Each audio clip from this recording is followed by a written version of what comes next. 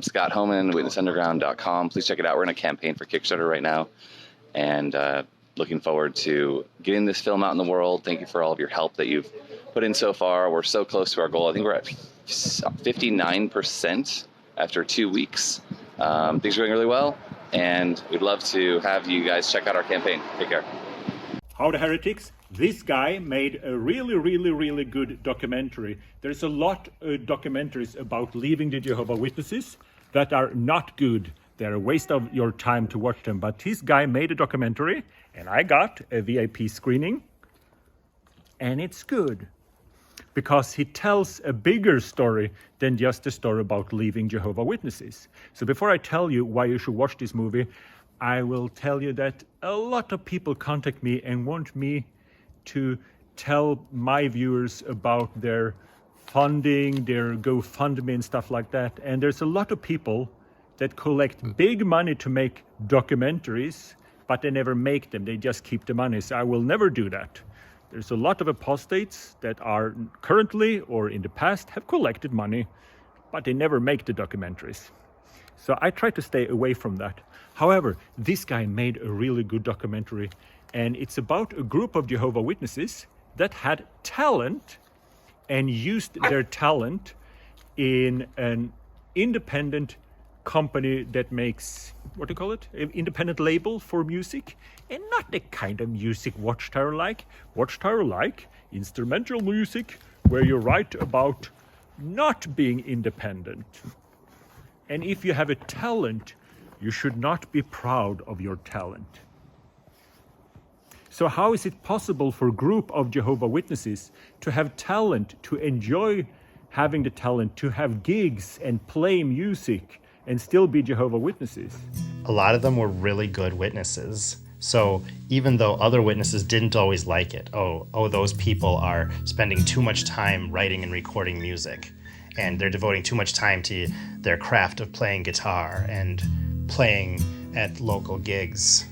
So witnesses wouldn't like that because you're supposed to give all of your strength and time to the religion, right? But at the same time, it was hard to get too mad at them because they were also good at the religion itself. It's a fascinating story, but as most Jehovah Witness stories, it ends in tears. I remember I was a talented young man once, and I remember Watchtower has a logo, and it's a watchtower. But Awake didn't have a logo. So when I was a kid, I made a logo, and it was an alarm clock. I was a pretty smart 6-year-old. I thought it was a good idea, and I remember I told the elders, look what I've done. Maybe we could send this to Watchtower. And I was ridiculed. I was ridiculed by my parents. How can you be so presumptuous to believe that you could help Watchtower?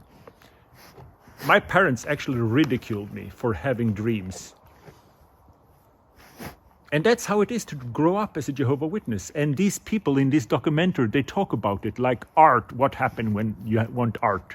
Your standard witness, which would be referred to as a publisher, is expected to do 11 hours of ministry a month, and the hours are counted very specifically. It's only when you're actually out. And if you take a break, you don't count your break. You don't count lunch. It's just the hours you're actually preaching, and you're expected to get 11 on top of whatever sort of employment you're doing.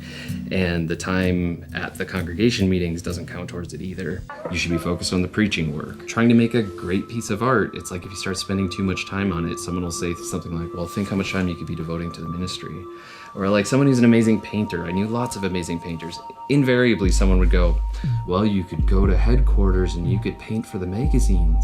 The way you can see if it's a good documentary about ex-Jehovah Witnesses is to ask my worldly woman to watch it. If she watched the first 5 minutes and then she wants to watch the rest, well, then it's a good documentary. And I actually enjoyed watching this because it is a funny story about Jehovah Witnesses having talent and being proud of having talent. Because I remember when I was a kid, we had to sing a song. It was Om en viss begåvning du har, aldrig stolt för detta då var.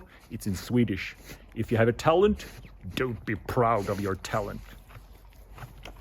You cannot have a talent, and you should not be boasting of your talent. Except your name is Watchtower Bible and Tract Society. Have you noticed that Watchtower, if they do something, they will toot their own horn. They will tell everyone. If they build a house, this garage is built by me. But if it was built by Watchtower, they would say, this could only happen in Jehovah's organization. It's okay for them to have plans. It's okay for them to have dreams, but not for ordinary rank and file. Now, how will Jehovah dispose of all these bodies of those slain by him? Ezekiel 39, our God will thoroughly cleanse the land.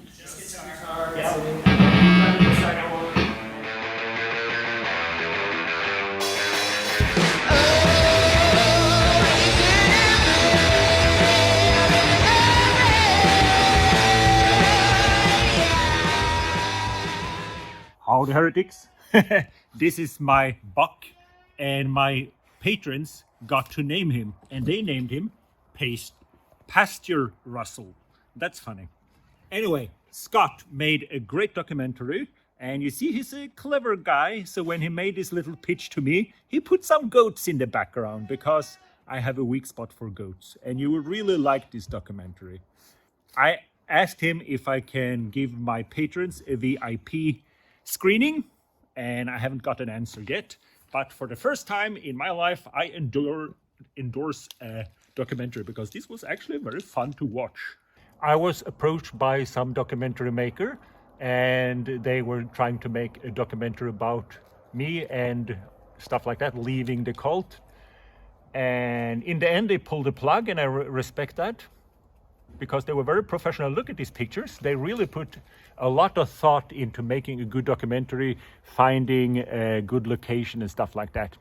However, we did not have a unique selling point. It was just me telling my story. And you can find stories like that on YouTube.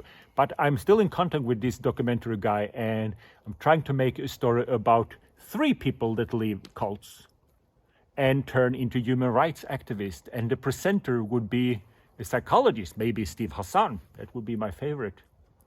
Can tell how is the process of deprogramming yourself while focus your energy on helping other people, because then we'll look forward.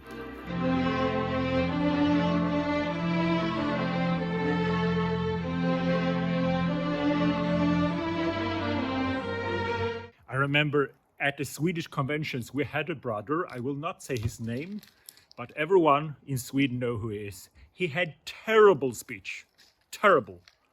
But then one convention, there was a brother, he gave a speech, and it was like a really good stand-up comedian. It was so good. And I asked my parents, why isn't this guy always giving speeches? And they say, he is too good. And there was too much focus on him as a person. So Watchtower decided that he wasn't allowed to have any more speeches except small parts because he was good. And if you have a talent, you should not be proud of your talent unless your name is Watchtower and you build a building, because that is a miracle. Thanks to my patrons, and see you in paradise.